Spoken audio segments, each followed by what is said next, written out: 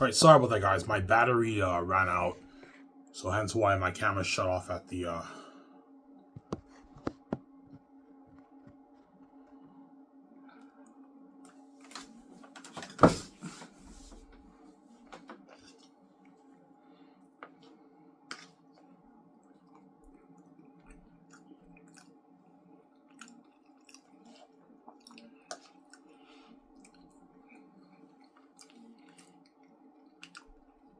Yeah. Your battery's alive, and yeah, my battery's at like 4%. So that's when my phone shut off. That's why I have to charge it. This is part 2, guys.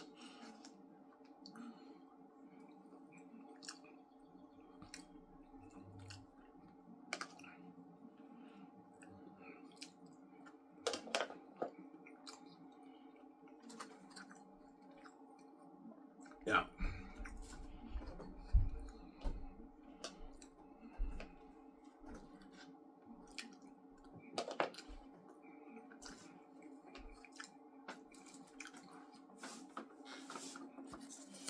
Yeah, my book will be sick. It's a sick book. Yeah, man. A sick book, yeah, man. I want a masterpiece. You guys will find what I mean when you read it, man. I wrote an amazing book, man. That's why the gates won't control my bank, but 0, man. That money's for me, but it's not for you. Just a greedy pig.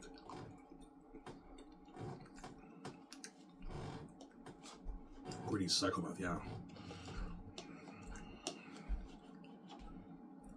I know you don't like the keys, I don't want to hate you with the keys, but God gave you the keys so you can open your own door. That's why God gave you the keys. Ignore the haters, Ivan. They're just envious. I can make my easy billings as they can. They work hard for, I don't know, 50K, 80K, 100K, 200K, whereas I can make my easy billings. They can't. That's why everyone hates you with the keys, Ivan. They're jealous, man. Can't make their easy money like me and DJ, right? Yeah.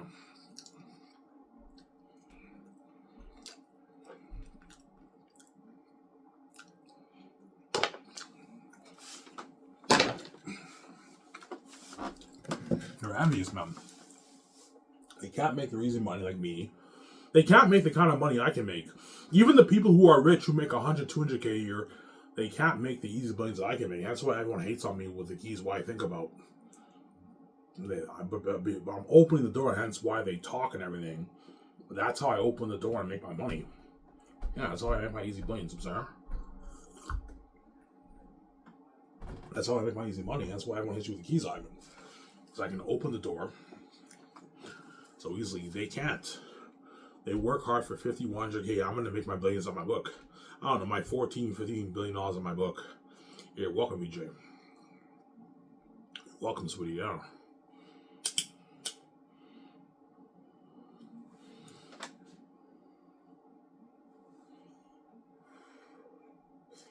Yeah, man.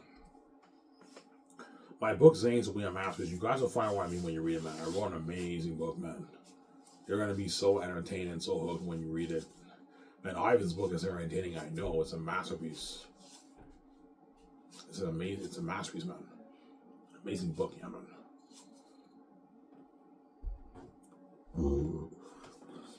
It's a masterpiece.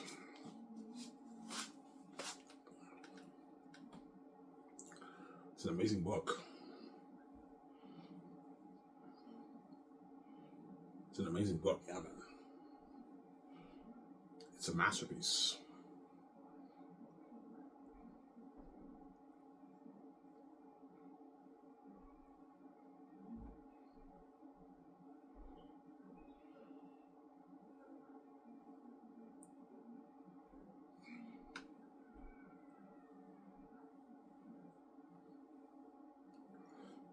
Yeah.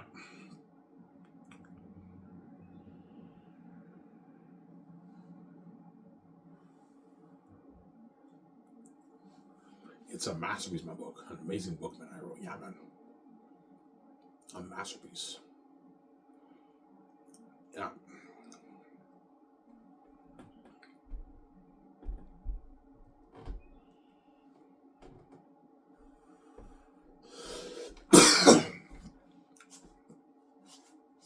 It's a masterpiece. So I hope you guys are impressed with what I showed you. If your book is sick, I know I wrote a math. Yeah, what you showed us on Taxis is fucking insane. And now you guys have a little sneak peek of why Taxis is curious about the walls. When you read the other section of my book, right? When they're eating dinner, he's like, "Why can't we leave the walls?" Yeah, but you don't really know what's going on because I didn't show you the scene with Cassius and Maramis. I didn't show you that scene, and you don't know what's going on, but you have an idea. Right now, you guys are lost. You don't know what's going on because I'm jumping all over the places in Volume 1. But notice how I haven't showed you anything in Volume 3. I haven't showed you anything in Volume 3 because Volume 3 is when the story gets deep. And the plot, like, Ivan, how deep does it get? It gets so deep that Tactius is in agony at the end of Volume 3 because he's fighting the devil himself. And his southern friends and his cousins are crying, man. Some of them are crying. And they feel bad for him. Yeah, his mother's crying, his sister's crying. Some of the women are crying. And that's how deep it gets. Really, Ivan? Yeah, you'll see what I mean when you read the book, man. It gets so deep. Once you read the book, it'll blow your mind away. Like, holy shit, man, this is a fucking masterpiece. And hence why no fantasy author will be able to come up with a better novel than Last of Us. Because no author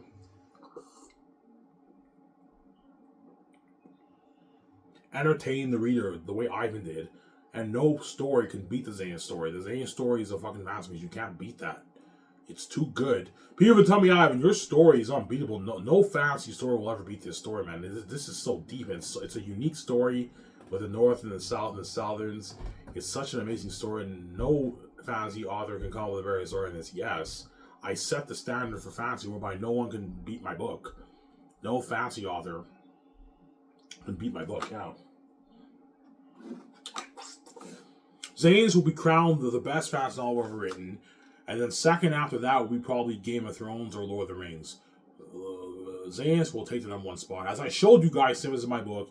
And be honest, my book is more entertaining than the fucking what? My book is more entertaining than Lord of the Rings and Game of Thrones. Sarah?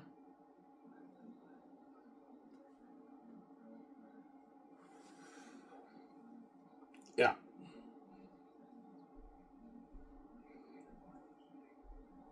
Sarah? I want a masterpiece, man. Amazing book. Yeah, man.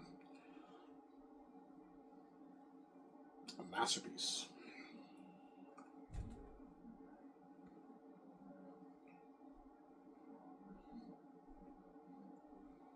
A masterpiece. It's an amazing book. It's an amazing book. A masterpiece, my book. Yeah, man. My book I'll sell for $22, the ebook, and the print I will sell for $85. So you can pay the $85 to buy the print, or you can pay the cheap $20 and buy the ebook. And you're looking for a ride of a lifetime, an entertainment ride of a lifetime. Something crazy.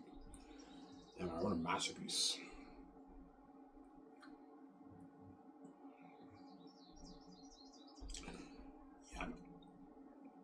Yeah, man. I want a masterpiece.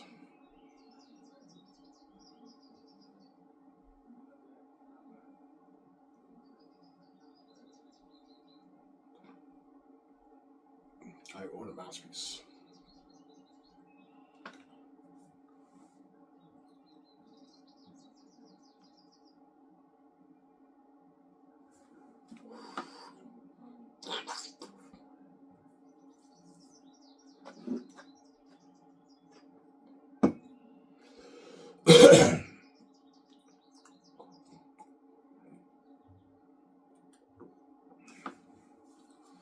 Yeah, man. I want a masterpiece.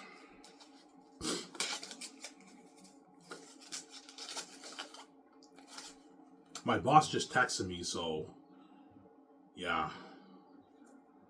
I might be working tomorrow, so he'll call me. I most likely do work. Chances are he'll call me, or maybe I don't work. I don't know, but the boss might call me. Oh, Ivan, you work tomorrow. So if I work, I'll make a video after work. If I don't work, I'll make a video in the morning. Yeah.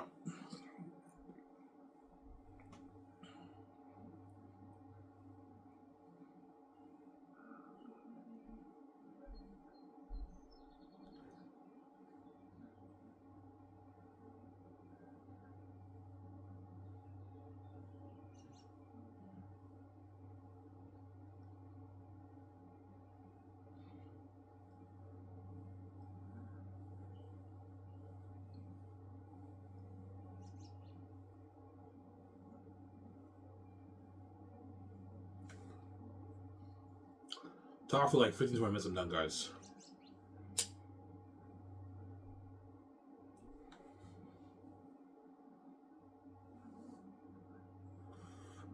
Your book is a masterpiece, and yeah, man, it's a masterpiece, man. You guys will find out me when you read it. Yeah.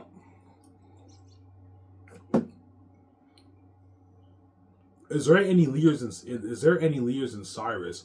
Well, I don't really. The only scene you guys got of Cyrus, I don't.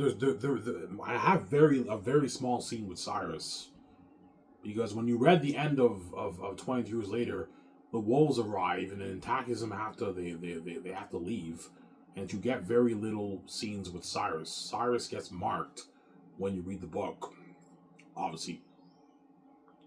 Where Safish, you get the scenes with Takism and Safish, obviously. I'm sorry. Yeah.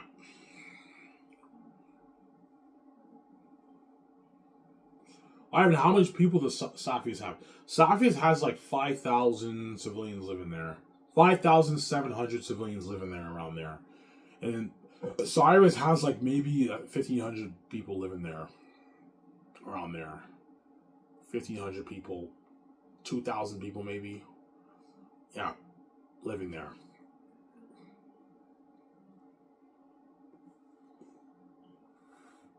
So Cyrus is the farmland, and Safius is the land of the blacksmiths.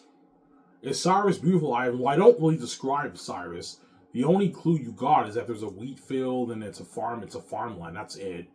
Where Safi is, I give vague descriptions. I say there's stone ground and stone walls. That's all I say. And I say the stone terrains of Safius. When you read that scene with Lithia, I give very vague descriptions in my book. I focus more on the characters because if I spend time dumping you with what the land looks like for 4 pages, you're gonna bore the reader, man. Because I know the magic trick. I know how to entertain the fans. I know how to hook you. If you want to really hook the fans, guys, focus on your characters. Don't focus on info dumping with lands. If you do that, you're going to bore the reader, man. Yeah. Focus on your characters, man. That's what makes your story interesting. Yeah. Yeah, but even though we can focus on characters, we can't write the way you write. Or we can't make our characters jump on the page. Yeah, because you guys don't have the gift like me. Don't hate them, son. You guys don't have the heavenly gift like me. That's why it's tough for these amazing authors like Brand Sarasnol, even though they're amazing authors, to have the characters jump on the page the way I do, because I have the creative gift, the heavenly creative gift they don't have, obviously. I know the magic trick. I know how to entertain the reader and keep them hooked. How do you do it? I don't know how you do it. I can't tell you how I do it. It's just a gift that I have. I have the gift. I have the creative gift. I know how to write amazing dialogue and keep you hooked. And I showed you guys they're unique, right? Their Unique was also... I'll show you the whole of Their Unique. You guys didn't read all of it. I can show you the whole of Their Unique again.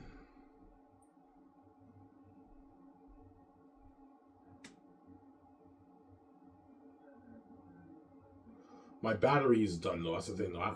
You guys already read it, right? You read most of it, but I mean...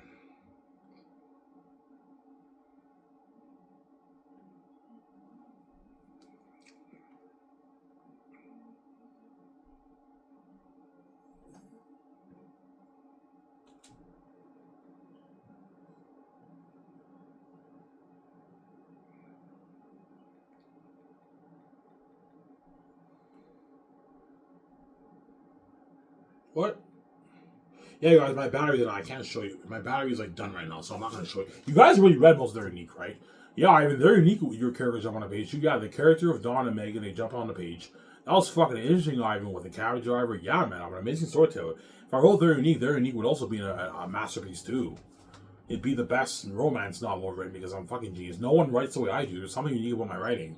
I know how to make I know how to make the characters jump on a page. I know how to make the characters feel real and the story fresh. Because I'm a genius. I'm a creative genius, yeah.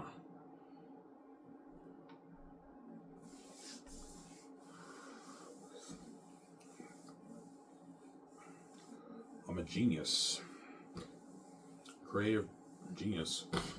You know.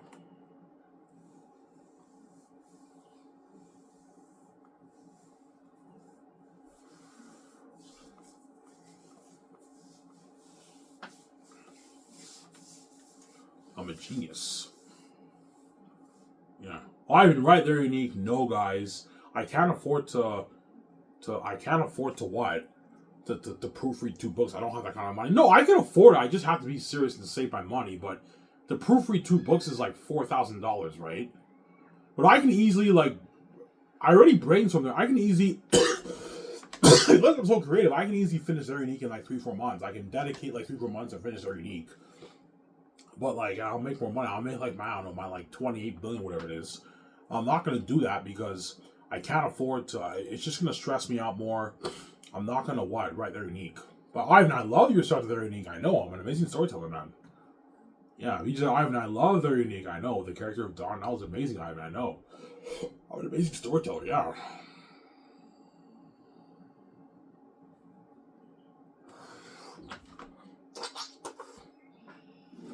Yeah. What's tougher? Well, romance and fantasy are the 2 toughest genres to write. Because fantasy, you have to build a fantasy world and make your world for real. And romance, you have to make the love real, obviously. Hence why you can argue romance and fantasy are the 2 genres, the 2 most difficult genres to tackle. Science fiction is pretty difficult, but it's not as difficult as romance, right? No, science fiction is also pretty difficult too because you got to know about science. But if all you got to do is just study science, right? Study a bit of science and you can write science fiction. But I think romance and fantasy are probably the 2 toughest genres to tackle in the entertainment industry, in the author world. But in my opinion, fantasy is by far the most difficult to write because you have to create a fantasy world and you have to make your characters in that world feel real, and you also have to be able to write. You also have to be good at writing dialogue for Old English style speech. You have to be good at writing dialogue for that. Yeah, obviously, which I know how to do. Obviously, as you guys read on. Ivan, you're very good at writing dialogue for fantasy, but I also throw in some modern words in there here and there. But Ivan, your dialogue is very good.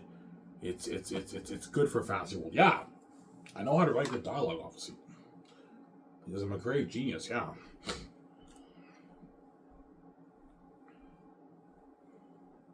I'm a creative genius. A creative genius, yeah, man. Creative genius.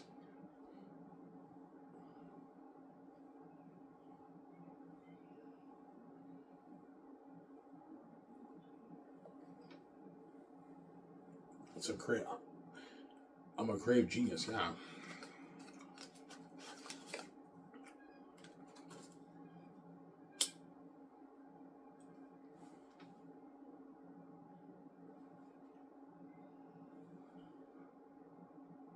Almost on here, guys.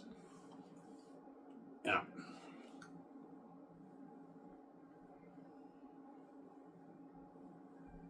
But there are some readers out there, some fans out there who might hate on me.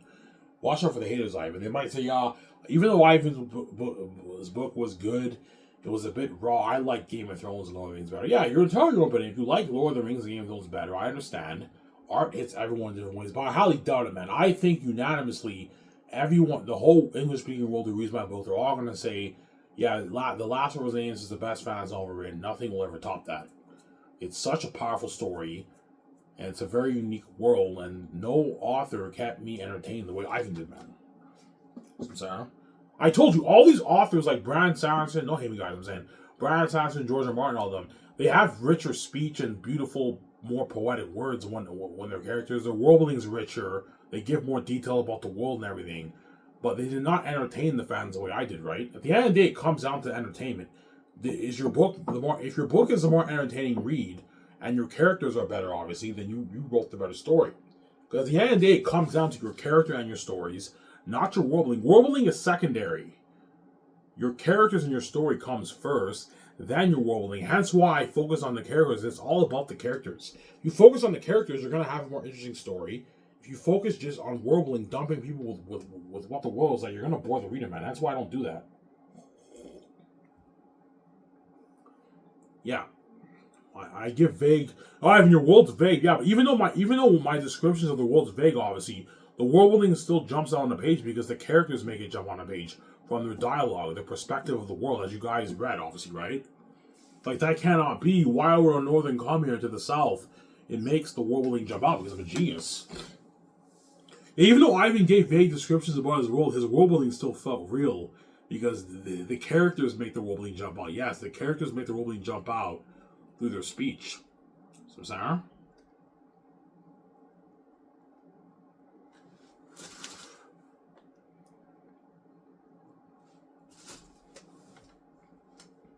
So, Sarah? Yeah.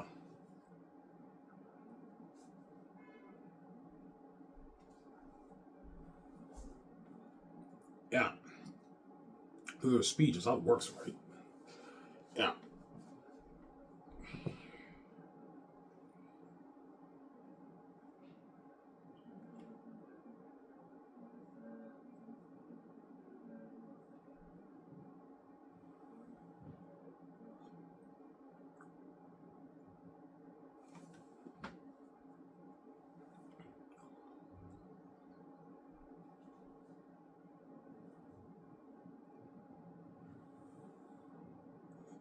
Yeah.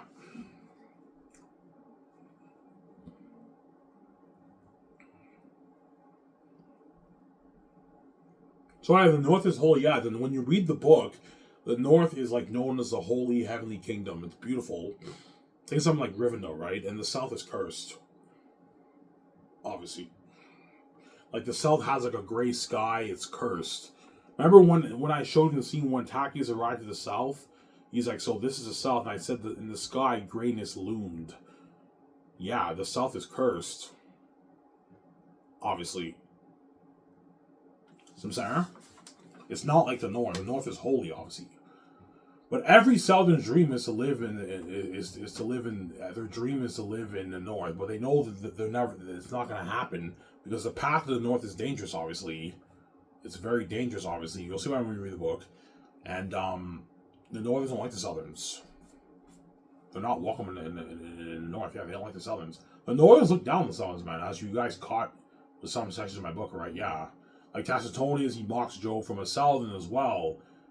Yeah, and you see Cassius, he's like Southern.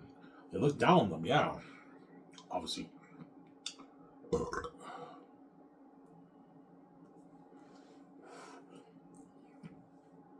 So Cassius and Tacitonius were disgusted. Yeah, Cassius and Tacitonius were disgusted that the Southerns would lock the prince from the North, the Prince of Zanes, in chains, man. Put him in a dungeon. That's why they were disgusted. Like, who the fuck you guys think you are? You locked my fucking cousin, the prince in chains. That's why you get that you get the irony and that was funny. I know, Job. I take it you had the horses taken care of. Yes, they're well fed and drank. They shall peace with night. And what about Taxius? Alright, that was funny. I know. Let me explain. What? How you locked my cousin, the prince in chains? From a Southern as well. We may not know Eli deemed Takis. You mean His Highness? Yes, His Highness. Eli deemed an imposter. I said, oh, for the love of heavens, where is this? I'll love to have a good word with him. No, saying he didn't his house just a few strokes from here. No, saying I'm not sick. I know. I was sick. Oh.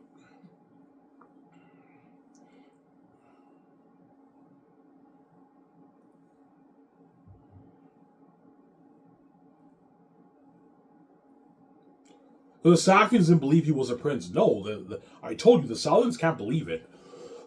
Because Takis took on a fake identity, thought he was a farmer. He worked for Eli, and he hid his identity, obviously. And all of a sudden, that guy tells they think he's some random Syrian guy, and that guy says he's a Prince of Zanes. They can't believe it. Except for Lithia. This is the only one who has the faith. And yeah, obviously.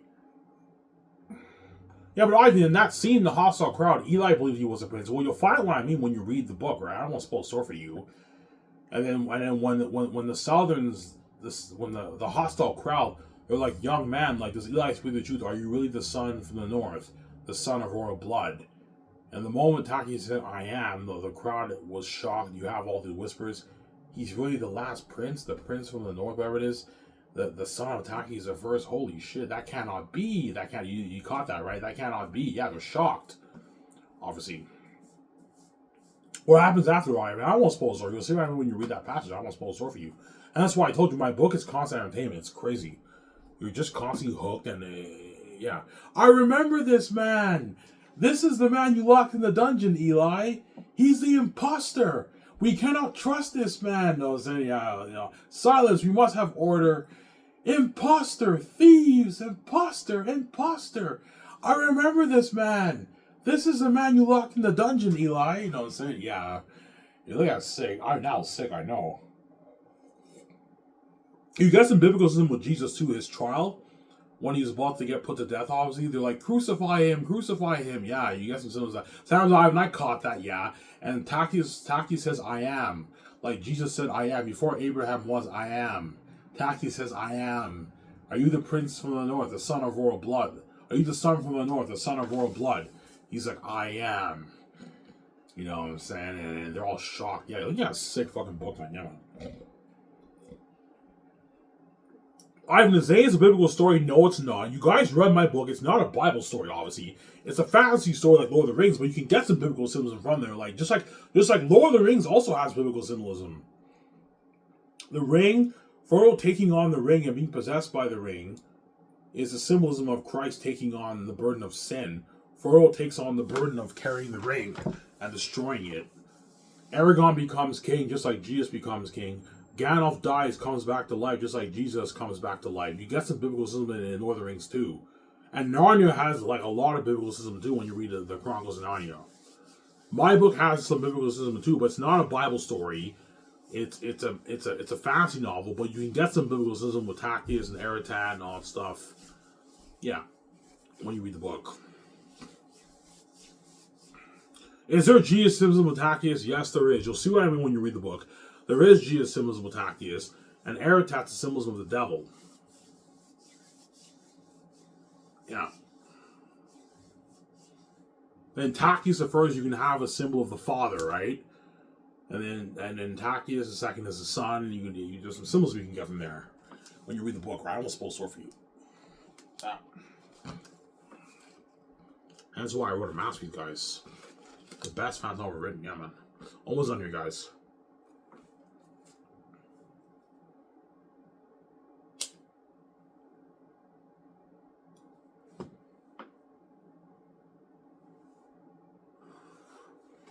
Yeah. What will most fans like the best? Volume 3, I think most fans like the best. Because Volume 3 is when everything gets crazy deep, man.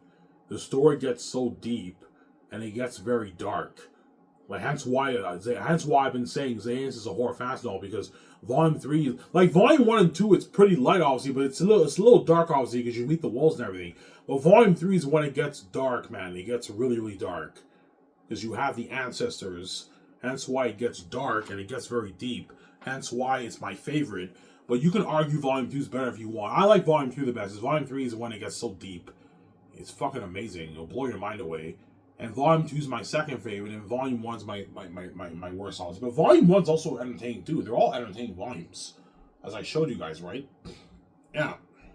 The reason why Volume 1 is the worst for me, because Volume 1 is it's like the build-up. It's very highly entertaining, but like it's the build-up of the story.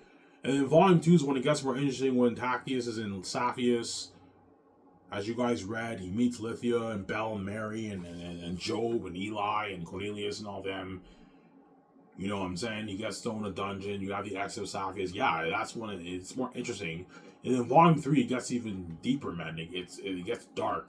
That's when it gets really, really dark. Obviously.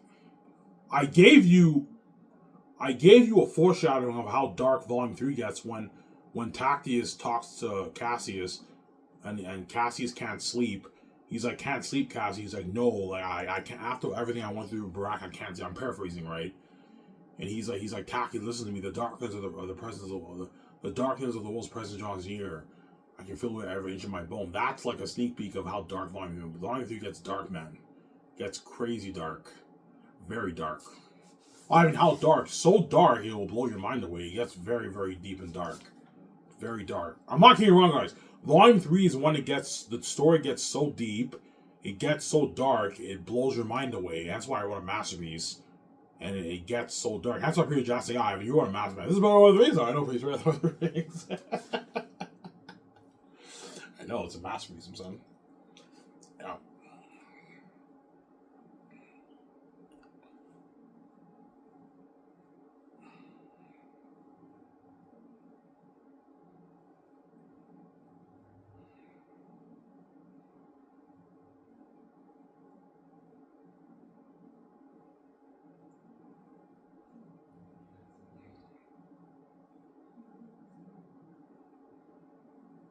Yeah.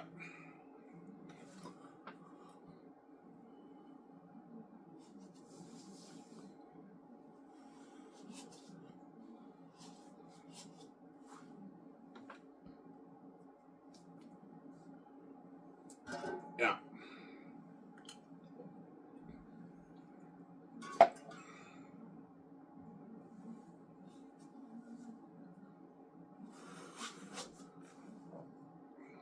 Yeah. Do the Saladins know about Eretad? Of course they do. The Saladins know about Eretad. They know about the Devil Wolf King and this. He lives in Barak. They know the wolves live in Barak, but like the wolves never touched the lands for generations until Taki's generation. Once Taki was born, the 10th generation, Eretad says enough's enough. Wipe it all. Everything in the south, wipe it out. This is my kingdom. Wipe it out. He wanted to kill all the humans. That's all I'm gonna say. I almost spoil the story for you when you read the book. Yeah. Samsara? Yeah. Hence why you got in that passage. Never have they come here, you know what I'm saying? Yeah. They're like Eretat, the Devil Wolf King, like the what we've heard in the stories, yeah. Because the Saladins have heard horrific stories about Eretat and yeah. Obviously. The Saladins have never seen Eretat. They never seen his face. The ones who have died, obviously, but they never seen his face, obviously. That's why you get the X of Sakti, because something in Cassius' heart was telling him the wolves are coming to mark. They mark Cyrus, they're going to mark Saphius. And that's why he's like, Taki, listen to me. Somebody doesn't feel the darkness of the wolf's presence draws you. I can feel it with every inch of my bone. Something was telling Cassius the wolves are coming, and that leads to the X of Saphius. I was looking at masters that I wrote, man. Yeah, man. Yeah. Some Sarah?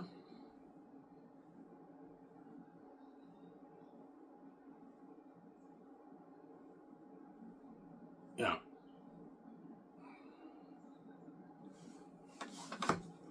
And when you read the next dialogue, the next dialogues, obviously after what I showed you, you'll show how Tacius is now more humble.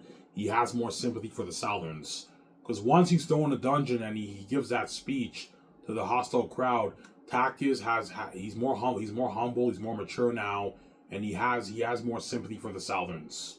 You'll see that when we read the passage, obviously. Whereas before that, he looks down on Sirens, he's an arrogant, cocky place. But once he gets thrown in a dungeon, and it humbles him. It humbles him, obviously. And that ties back to young Takis when I said, throw this man in a dungeon. Maybe that ought to teach him a lesson. Hence why I thought it would be cool to have Takis be thrown in a dungeon. I'm very good at tying a lot of things to the story. You'll see when you read the book. When you read Young Takis, throw this prince in a dungeon. Maybe that'll teach him a lesson. He gets thrown in a dungeon in Volume 2 when he journeys to the South. And when he does get thrown in a dungeon, it humbles him, and he's now more mature, and he has more sympathy for the Southerns. Whereas before that, he's looking down on Southerns. You're just a poor old farmer. He's, you know what I'm saying? He's dissing Eli's house and everything. My castle's buried in his house. Yeah, he hates being a farmer. Then once he gets thrown in a dungeon, it humbles him, obviously. Obviously. Some Sarah. Yeah, you'll see when you read the book. I won't spoil the story for you. Yeah.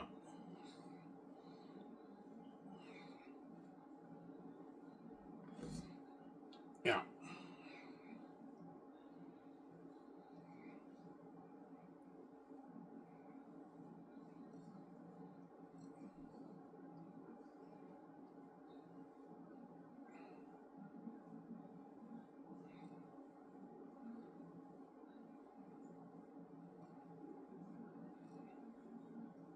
No, Ivan, seriously, man, are you bluffing, man? Is your whole book entertaining like that? Yes, guys, I'm not lying to you. What I'm showing you, the whole book is like that. It's constant entertainment. I'm not kidding around, guys. All 3 volumes are like that. You're constantly entertained. Hence why it'll be a public embarrassment in the industry, in the entertainment industry, in the author world, when I release my book. And I did everything myself. All these famous authors like George R. R. Martin and Brandon Sanderson, they have editors who help them with their book, man. And I did everything myself, and I wrote a book better than their novels, man. And they have the best editors in the business editing their books. Ivan did everything himself, and his book is better than all their books. And that's why it's a public embarrassment. But the reason why I'm such an amazing author is God gave me the gifts, man. I can act, I can do stand-up comedy, I can write a book, I can sing, I can rap.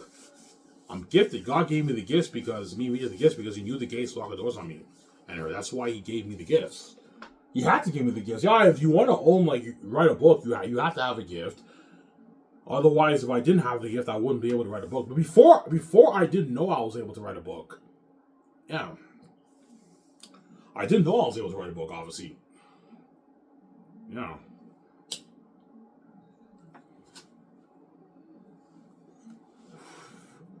Ivan, did you know your whole story from beginning to end when you started writing? No.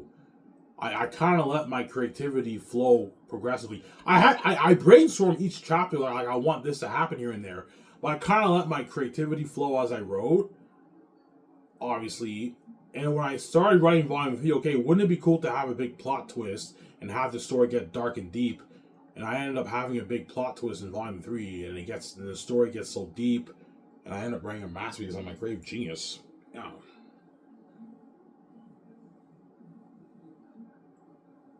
I'm a creative genius, man. I wrote a masterpiece. Yeah, man. An amazing book.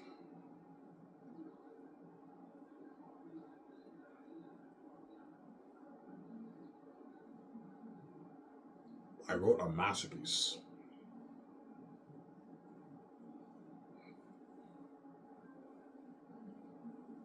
An amazing book. Yeah, man.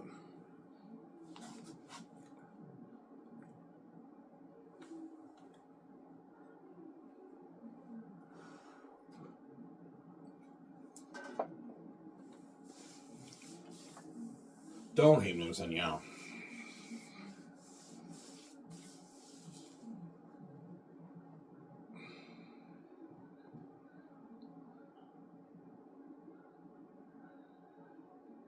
Yeah. Wow, your book is sick. I know. Everything I showed you guys impressed y'all, Ivan. Your book is amazing. Yeah. Young Tactics is my weakest chapter in Volume 1. As you can tell, obviously, when you read Young Tactics, you compare it to the other stuff I showed you in Volume 1. When Tactics meets Sirius Papari and when Cassie always meet Cleo, Sebastian, and Francis, you see a difference. Those chapters are more interesting. But even Young Tactics is entertaining enough to hook you. Because I'm a genius. I'm a creative genius. I wrote a masterpiece. Yeah.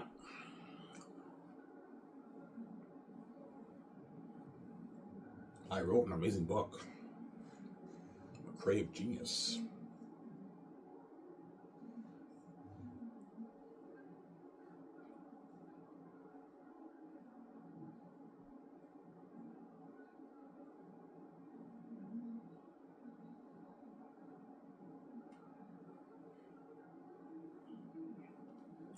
Sir?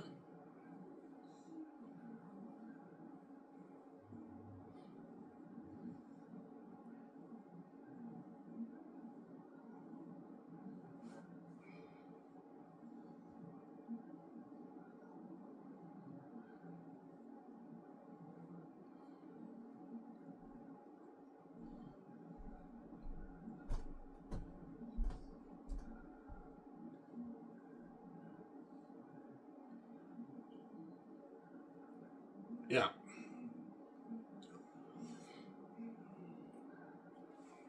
Ivan, do you get history of the North and the South and all stuff? Yes, you do. When you read Volume 3, that's when you get the history. Why the Southerners are living in the South, why the Northerners are in the North.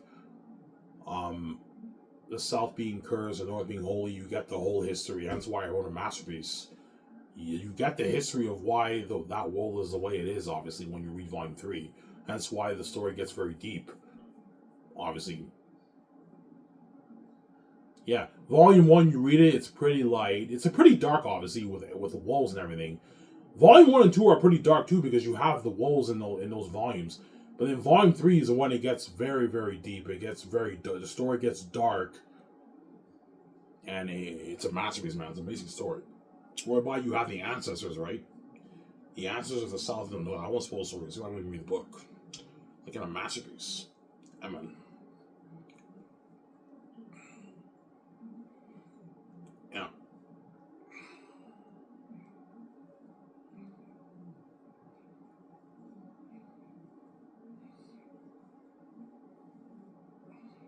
That's why once the Williams I book, they're gonna be shocked.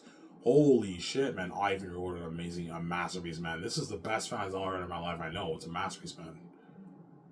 And when you read Volume 3, the characters jump on a page and you're hooked too, and it's a fucking masterpiece. I wrote a masterpiece, man. It's an amazing book. Amen. But you'll catch a bit of rawness, obviously, in my book, but it's still a masterpiece. It's a fucking entertaining read, obviously. But it's a bit raw when you read it, obviously, as you guys caught, obviously. Some sections of my book is a little raw. The dialogue is a bit raw, but it's still entertaining, and the characters up on the page, it's entertaining enough to hook you, because I'm a genius. I don't have an editor, don't forget that, right? I don't have an editor. Yeah, that's why I wrote a masterpiece, man. The best fans I've ever written. Anyways, guys, here's where I talked for like an hour. I don't know, like 50 minutes. That's good enough. I hope you guys enjoyed this show. Stay tuned. I'll make a video tomorrow after my shift at Coco Fruity at like in the afternoon, or I'll make a video in the morning if I don't work. This is Adamir. I'm signing up. Peace, guys. Don't hate him, son. Scary, we don't wait left. I hope you guys enjoyed the show I made for you. Peace out.